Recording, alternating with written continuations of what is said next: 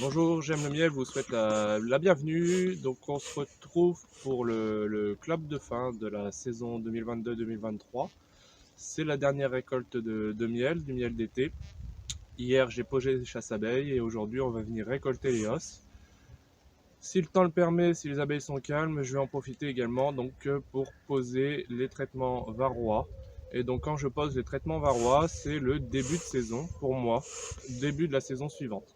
Donc quand je pose le traitement varroa, ça signifie clap de fin de la saison 2023 et début de la saison 2023-2024. Donc venez avec moi pour aller récupérer ces os et ensuite assister à l'extraction de ces os. Voilà, donc c'est parti pour la dernière récolte d'été. Alors il va pas y avoir beaucoup de miel. Je pensais qu'avec le tournesol à proximité, la production d'été serait bien meilleure. Mais bon, la météo n'a pas forcément été très bonne sur cette fin d'été. Il y a de la population dans cette ruche, donc c'est pas un problème de population. Juste que le tournesol n'a pas donné suffisamment de nectar en grande quantité pour faire une grosse production. J'ai une hausse pleine sur dessous. Celle-ci c'est un tout petit peu rempli, elles ont commencé à la bâtir, donc c'est déjà quelque chose d'intéressant pour l'année prochaine. Donc hier je suis venu poser ici, entre le corps de ruche ici et la première hausse, le chasse-abeille, pour faciliter la récolte. Donc comme la dernière fois, hein, c'est parti pour la récolte au chasse-abeille. Donc l'enfumoir est allumé, mais tant que je travaille sur les hausses, je vais essayer de ne pas utiliser cet enfumoir pour éviter de dénaturer le goût du miel avec de la fumée.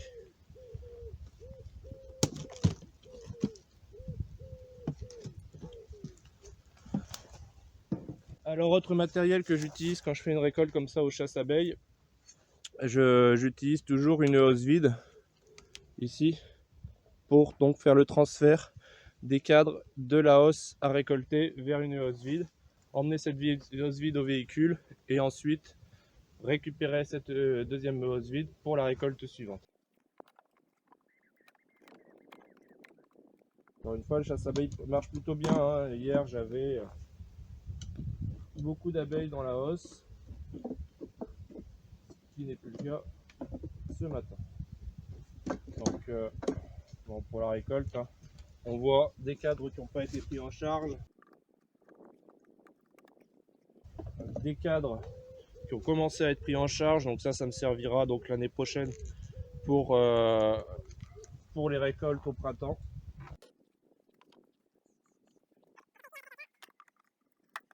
Donc sur cette hausse là, elles m'ont pas du tout fait de miel, hein. Encore une fois, un début de prise en charge ici du cadre, mais sans plus.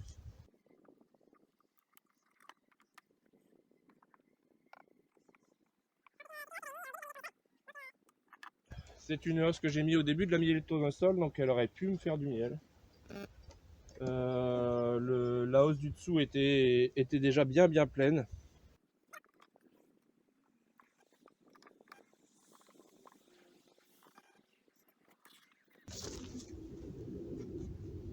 Je vais maintenant démonter cette hausse ici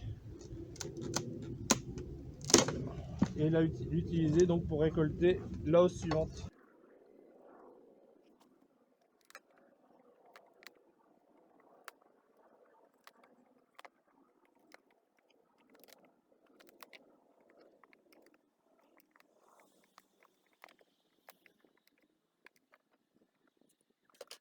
Premier cadre de rive, à moitié plein, à moitié operculé, donc le miel est bien sec, hein. Il n'y a pas de souci. Elles ont dû se servir un petit peu pour les provisions d'hiver aussi.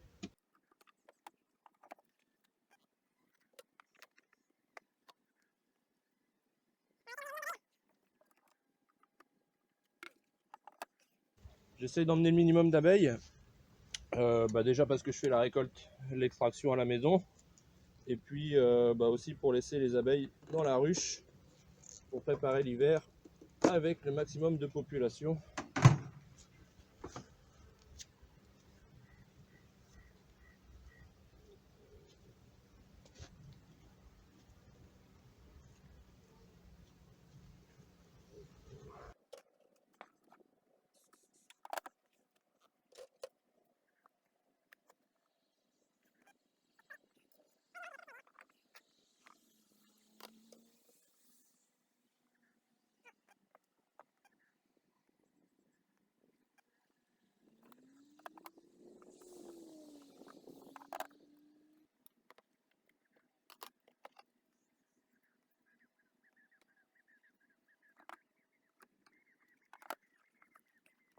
Avant de lancer l'extraction, je vais vous faire un petit tour de la salle d'extraction donc, que j'utilise. À noter que avant l'extraction, donc tout a été aspiré, nettoyé, désinfecté pour extraire le miel dans des conditions sanitaires optimales. Donc on a ici donc les os à extraire. Donc il y a 4 os. Je pense qu'on doit être à 2 os et demi pleines. Ici, le bac à désoperculer, donc avec les gants anti-coupure. En rouge, le peigne à désoperculer. Et en jaune, le couteau à dents qui va servir à désoperculer. Aujourd'hui, ce sera ma femme qui va agir sur la désoperculation.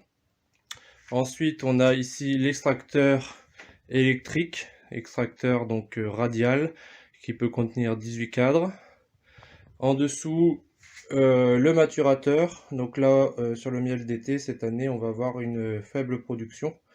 Donc, je vais utiliser directement le filtre à la sortie de l'extracteur sur le maturateur, un maturateur de 20 kg. Ici, on va retrouver donc les os vides pour réceptionner les cadres à la sortie du maturateur. Et pour terminer, ici, donc, on a une presse que j'utilise donc pour extraire le miel des cires d'opercule. Donc les cires d'opercule que je vais récupérer dans ce bac. Voilà, donc aujourd'hui ce sera ma femme qui agira pour la désoperculation. Vous ne verrez que ses mains, puisqu'elle souhaite garder un certain anonymat sur YouTube.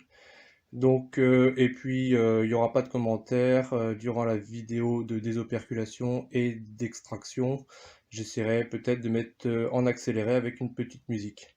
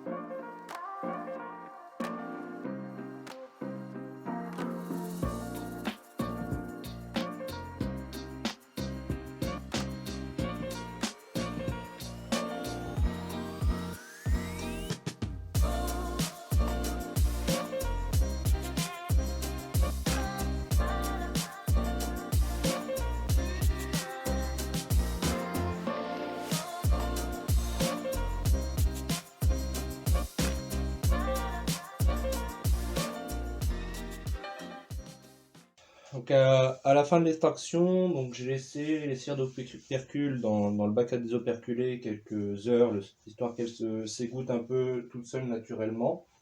Je viendrai récupérer tout le miel au fond du bac à désoperculer donc un peu plus tard.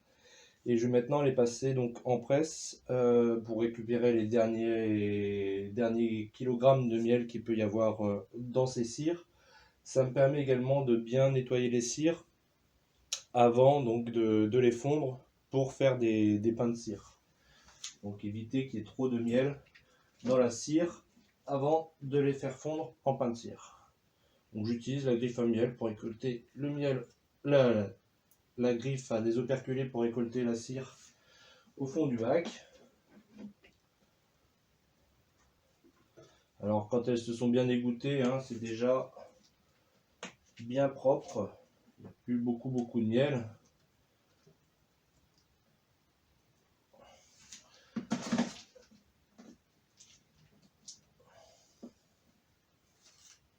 Ça permet vraiment d'avoir une cire avec le minimum de miel possible avant la fonte.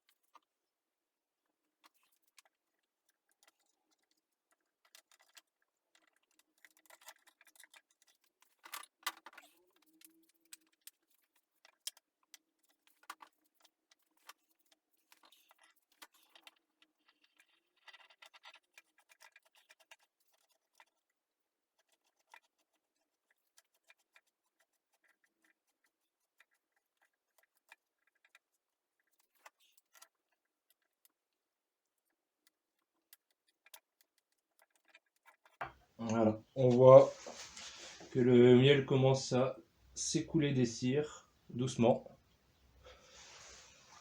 Alors faut pas presser trop vite d'un coup pour laisser le temps donc au réservoir de s'évacuer. Alors c'est une presse à raisin ou une presse à pomme à l'origine. La densité, la viscosité du miel est quand même beaucoup plus importante, donc il faut vraiment laisser le temps entre chaque tour pour laisser le temps au miel de s'évacuer.